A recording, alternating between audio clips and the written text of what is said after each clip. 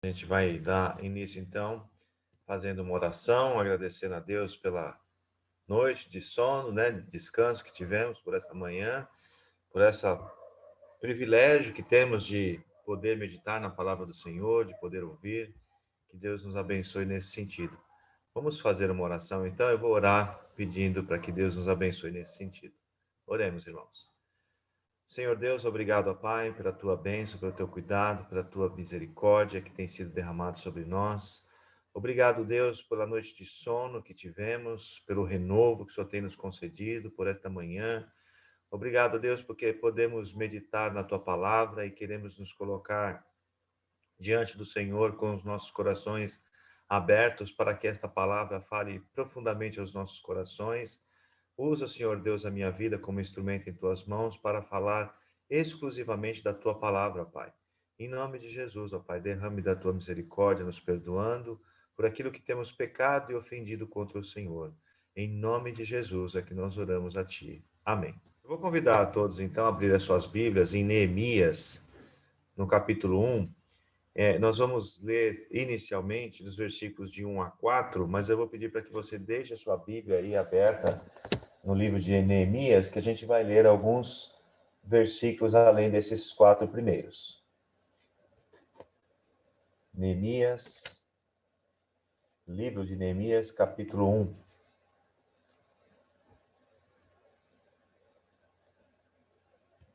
Todos acharam? Vamos ler. As palavras de Neemias, filho de Acalias, no mês de Quisleu, no ano 20º, estando eu na cidadela de Suzã, veio Anani, um de seus irmãos, com alguns de Judá. Então lhes perguntei pelos judeus que escaparam e que não foram levados para o exílio acerca de Jerusalém. Disseram-me, os restantes que não foram levados para o exílio e se acham lá na província, estão em grande miséria e desprezo. Os muros de Jerusalém estão derribados e as suas portas queimadas. Até aqui, nós vamos destacar aqui alguns pontos, né? Mas uma característica principal aqui de Neemias é que ele é um consolador. E nós vamos ver por que ele tem essa característica de ser um consolador, e também alguns pontos dentro desses versículos que a gente precisa primeiro esclarecer para a gente poder entender o contexto daquilo que Neemias vai tomar como ação, né? Então, a primeira questão aqui está em relação à pergunta que Neemias faz, né? No versículo, na segunda parte do versículo 2, né? Então diz assim: então lhes perguntei pelos judeus que escaparam e que não foram levados para o exílio e acerca de Jerusalém. Então Neemias inicia aqui a essa questão perguntando. E o que tem a ver, né, quando a gente faz uma pergunta com um consolador? É interessante porque quando a gente faz a pergunta para alguém se aquela pessoa está bem ou como está determinada pessoa, a gente muitas vezes faz essa pergunta, mas não muito preocupado em querer apoiar ou ajudar, né? Como é que está, né? Então, Neemias teve aqui uma resposta daquele povo como estava, né? Então, a gente tem que estar preparado também, como Neemias estava, né? Preparado naquela oportunidade, e ele toma uma ação em relação à resposta que ele teve, né? E o versículo 3, então, diz: disseram-me, os restantes que não foram levados para o exílio e se acham lá na província, estão em grande miséria e desprezo. Os muros de Jerusalém estão derribados e suas portas queimadas. Então, a resposta que ele teve não foi muito agradável, né? A resposta que ele teve foi uma resposta de alarme, né? De uma situação de calamidade. E aí a gente pode esclarecer aqui duas questões principais para a gente poder entender, né? Os muros de Jerusalém estão derribados e suas portas queimadas. Aqui os muros de Jerusalém, ele representava segurança, né? Então todos aqueles que estavam pro lado de dentro do muro estavam numa condição segura e aqueles que estavam fora estavam expostos, né? Então até determinado momento onde os muros estavam em pé havia segurança, mas aqui ele a Nani, né, dá a resposta, né? dizendo que os muros estão derribados, ou seja, não há segurança ali para o povo judeu, né? E as portas queimadas? Qual é o significado dessa questão das portas queimadas? Naquela época, os juízes ficavam nas portas, porque quem queria entrar para dentro dos muros de Jerusalém, ao passar por essa porta, era julgado. Então, havia ali uma questão de justiça, né? Os juízes aprovavam ou não aprovavam aqueles que entravam. E com as portas queimadas, então não havia mais essa condição de controlar ou de exercer a justiça aqui. Então, eles estavam vivendo num tempo de injustiça, né? Então, esse é o significado de portas queimadas aqui. Então, esse é um contexto que a gente deve refletir e entender, né? Uma vez que Neemias fez essa pergunta, e agora, né? Como que vai ser em relação a isso? E é interessante que Neemias, ele não estava lá junto com esse povo. Onde que Neemias estava? Neemias estava no palácio, né? Se você ver lá no finalzinho do capítulo 1, no versículo 11, diz, né? Nesse tempo eu era copeiro do rei. E copeiro do rei era o homem, era a função mais importante de um reinado, né? Era ele que era o conselheiro, ou era ele que estava junto ao rei, que provava suas comidas antes mesmo do rei se alimentar, porque era muito comum os reis serem envenenados, né? Então, o copeiro do rei era um cargo de importância, ele tinha uma certa privilégio, uma certa regalia lá dentro do palácio, mas então ele toma conhecimento em relação a aquilo que estava acontecendo então com os judeus que ali ficaram, né, que não foram levados para o exílio, né? E aí então Neemias teve uma ação, né? O versículo 4 diz, né? Tendo eu ouvido estas palavras, assentei-me e chorei, e lamentei por alguns dias, e estive jejuando e orando perante o Deus dos céus. Então, a primeira coisa que Neemias toma como ação é orar. Ele chorou, né? Ele ficou triste por saber, né, que os judeus que ali estavam numa situação de miséria, né? Estavam numa situação de desprezo, né? Como fala no versículo 3, né? Que estavam em grande miséria e desprezo. Então Neemias chora, Neemias ora a Deus, né? E lamenta, né? Por alguns dias e jejua também, né? Tendo ouvido essas palavras, sentei-me, chorei e lamentei por alguns dias, e estive jejuando e orando perante o Senhor dos céus. Então, quando a gente se envolve ou está disposto a se envolver num determinado problema, quando a gente pergunta para uma outra pessoa, ou a gente olha para uma determinada situação, qual é a nossa atitude, né? A nossa atitude é de ouvir aquela informação como um nevoeiro, né, que vem e passa sem ser percebido, ou a gente se sensibiliza e toma alguma ação, né? Neemias aqui, então, ele tem essa iniciativa, ele ficou triste, nós vamos ver que mais para frente no capítulo 2 que ele ficou triste, e chorou, orou e jejuou por alguns dias, né, pedindo a Deus orientação do que ele deveria fazer. E ele continua depois, lá no versículo 5, no capítulo 1 ainda mais para frente, a gente vai ver um pouco da oração que ele fez, mas eu chamo a atenção dos irmãos aqui no capítulo 2, a partir do verso 3. Ele respondi: vivi o rei para sempre, como não se estaria triste o rosto e se a cidade onde estão os sepulcros dos meus pais está assolada e tem as portas consumidas pelo fogo? Então ele está dando uma resposta para o rei. O rei havia perguntado para ele: Neemias, estou vendo que você está andando cabisbaixo e triste, o que está acontecendo? Então ele dá essa resposta, né? Que como ele não poderia estar triste, né? Vendo ali os sepulcros dos seus pais assolada, né, e as portas consumidas pelo fogo. Lembra que eu vi a questão, falei com vocês que era importante a questão das portas, e as portas foram consumidas pelo fogo, né? E no capítulo 2 ainda, no versículo 4, disse-me o rei: que me pedes agora? Então eu orei ao Deus dos céus. Olha só, orou novamente, né? E disse, desculpa, e disse-me o rei: que me pedes agora? Então orei ao Deus dos céus e disse ao rei: Se é do agrado do rei, e se o teu servo acha mercê em tua presença, peço-te que me envies ajudar a cidade de sepulcro dos meus pais, para que eu a reedifique.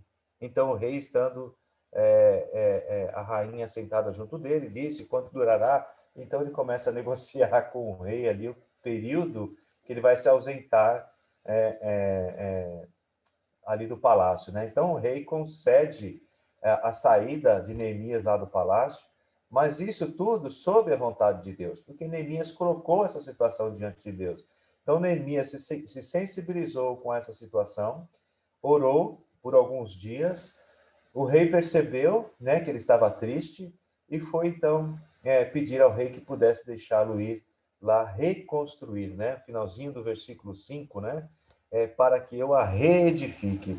Então ele não ficou somente, ele só não pegou aquela informação que ele teve, mas ele pegou e se dispôs a fazer, se dispôs a ir lá na frente, a ir lá reconstruir este muro. E se vocês não leram ainda, leiam o livro de Neemias. Você vai ver que é muito intenso a ação de Deus na vida de Neemias no sentido da reconstrução. Não vai ser fácil ele reconstruir esse muro. Vai ter muitas objeções, muitas dificuldades, mas ele vai colocando tudo isso diante de Deus, Deus vai fortalecendo ele e ele vai conseguindo reconstruir esses muros naquele momento, né? Então nós devemos também nos colocar diante de Deus, né? Quando a gente está disposto a perguntar para o nosso irmão ou para uma outra pessoa como ela está. Muitas vezes a gente fala, não, está tudo bem, né? E você percebe que naquela resposta, está tudo bem, não está nada bem, né? A gente tem que ter essa sensibilidade para perceber a necessidade do outro. Então, Neemias, como eu comentei, né? Ele era um consolador. Consolador no sentido de que se sensibilizar pela dor do outro, se dispor e ir à frente, né? Então, ele era também um líder, né? Um líder no sentido de poder conduzir tudo isso, né? E aí agora a gente vai ler aqui, a partir do verso 5 do capítulo 1, a oração de Neemias, né? E disse: Ah, Senhor, Deus dos céus, Deus grande e temível, que guardas a aliança e a misericórdia para com aqueles que te amam e guardam os teus mandamentos. Estejam, pois, atentos os teus ouvidos e os teus olhos abertos para acudires à oração do teu servo, que seja que hoje faço a tua presença dia e noite pelos filhos de Israel, teus servos, e faço confissão pelos pecados dos filhos de Israel, os quais temos cometido contra ti, pois eu e a casa de meu pai temos pecado. Temos procedido de todo corruptamente contra ti. Não temos guardado os mandamentos, nem os estatutos, nem os juízos que ordenaste a Moisés, teu servo.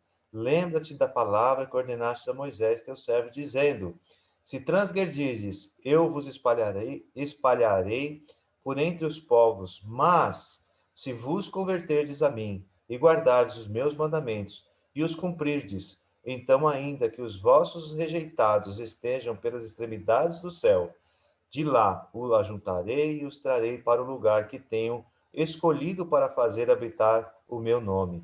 Esses ainda são teus servos e o teu povo que resgataste com grande poder e com tua mão poderosa. Ah, Senhor, estejam, pois, atentos os teus ouvidos à oração do teu servo e a todos os teus servos que te agradam, de temer o teu nome. Concede que seja bem-sucedido hoje o teu servo e dá-lhe mercê perante este homem. Neste tempo eu era copeiro do rei. Então, Neemias, ele coloca toda essa situação diante de Deus, reconhecendo também a questão do pecado, né? E não somente ora pedindo para que Deus dê a ele toda destreza, toda habilidade, suprir tudo aquilo que necessita para fazer a reconstrução e lá na frente ajudar os judeus que estavam passando por aquela miséria. Mas ele reconhece também que ele era, nós somos pecadores, né? E ele coloca isso diante de Deus. Então, Neemias, toda vez que ia falar com Deus, ele sempre reconhecia a sua condição de pecador.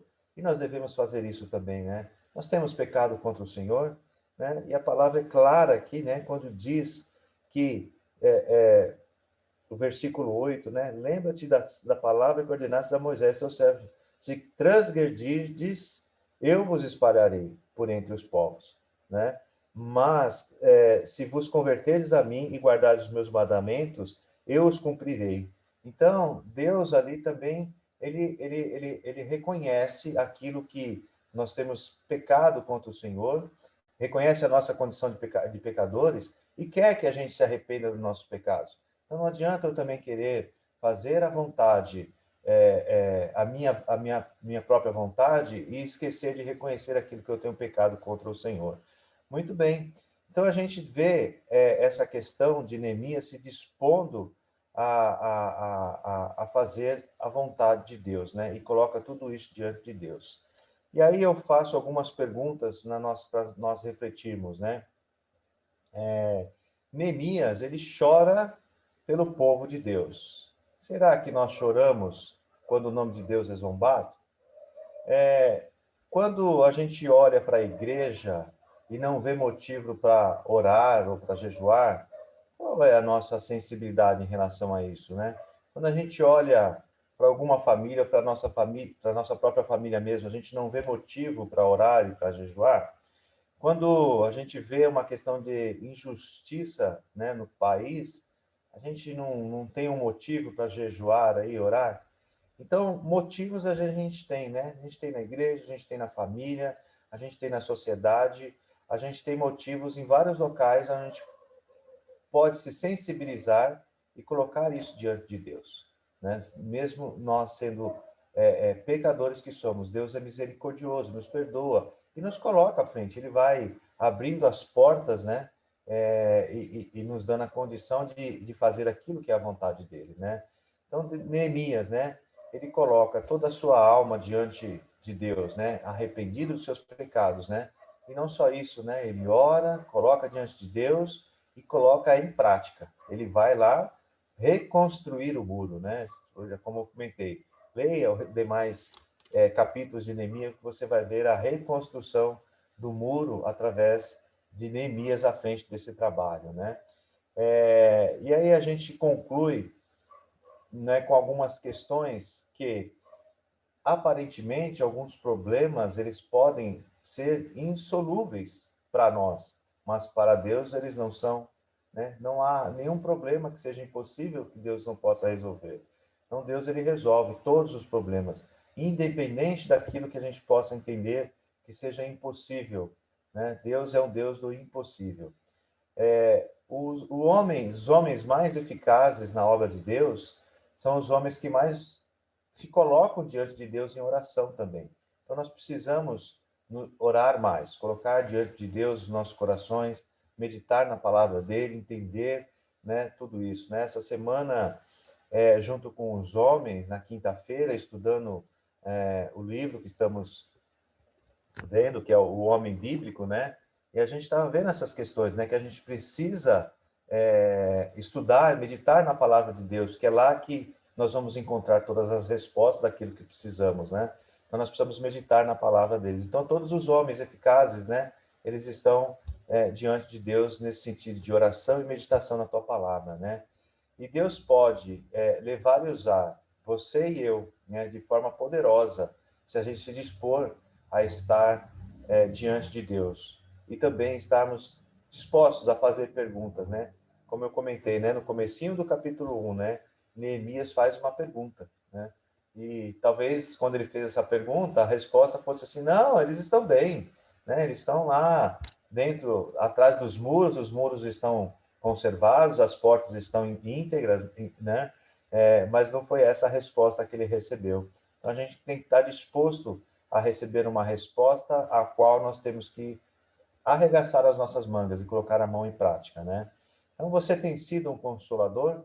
Né? As pessoas têm tido prazer em estar ao seu lado para compartilhar os problemas? Então, Neemias também, ele era uma pessoa que tinha... Ele era simpático, né? Ele era uma pessoa agradável, tanto é que o rei expressa isso, né?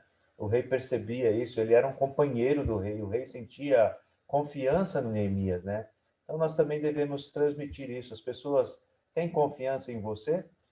Você transmite confiança às pessoas que estão ao seu lado? Elas podem contar com você nos momentos mais difíceis?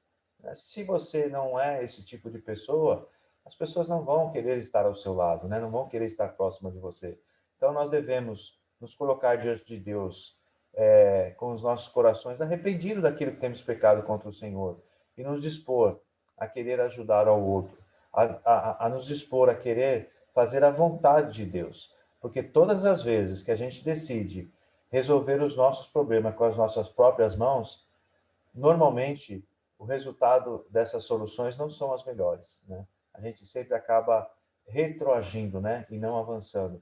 E quando a gente coloca isso diante de Deus e pede a Deus uma solução dos nossos problemas, Deus ele nos encaminha, nos dá uma solução, porque sabemos que a vontade de Deus ela é perfeita e agradável, né? Os caminhos do Senhor, eles são perfeitos. Muitas vezes pode parecer que para nós há uma certa dificuldade em determinados momentos. Ah, não, Senhor, por que eu estou passando por tanta situação de privação, por essas tribulações? Confia no Senhor, sabendo que Ele conhece todas as coisas, Ele sabe aquilo que é o melhor para você. Ele está usando a sua vida, pode ter certeza disso, mesmo no momento de tribulação. E a palavra de Deus diz, né?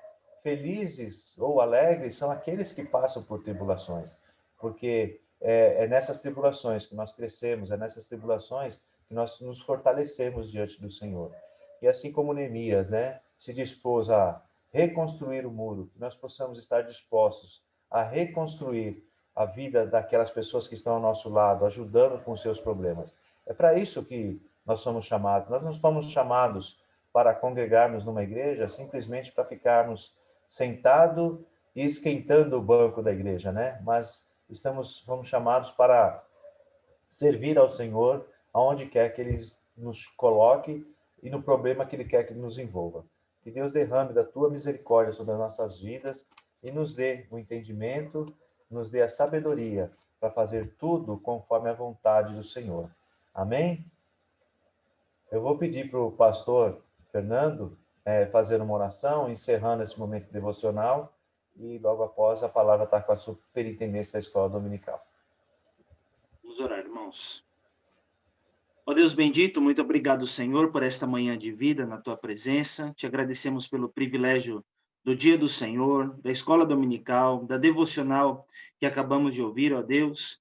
E muito obrigado também por nos motivar, ó Deus, a sermos intercessores, consoladores, servos do Senhor que se importam uns com os outros, ó Deus. A tua palavra nos ensina que em todo tempo ama um amigo e na angústia se faz um irmão. E, ó Deus, nos levante, ó Pai, como pessoas sensíveis para ajudarmos os nossos irmãos, ajudarmos nas necessidades, como disse o presbítero, a sairmos da superficialidade nas perguntas, mas, ó Deus, ajudarmos as pessoas com um coração sincero, disposto, e assim como o Senhor nos amou, nos ajude a amar os nossos irmãos também, ó Deus. Muito obrigado por esta palavra, que ela encontre guarida no nosso coração, fortalece a vida da tua igreja, ó Deus, e nesse tempo de pandemia tão delicado, tão sério, ó Deus, nos ajude, ó Pai, a realmente termos essa bênção, ó Pai, da generosidade, de um coração disposto a te servir, ó Pai, para que vejamos o teu poder na nossa vida, a tua graça no nosso viver, ó Senhor, e que assim o Senhor continue abençoando a vida do teu povo. Muito obrigado por esta hora, pela tua palavra. Mais uma vez nós te agradecemos, no nome santo e precioso de Jesus. Amém, Senhor.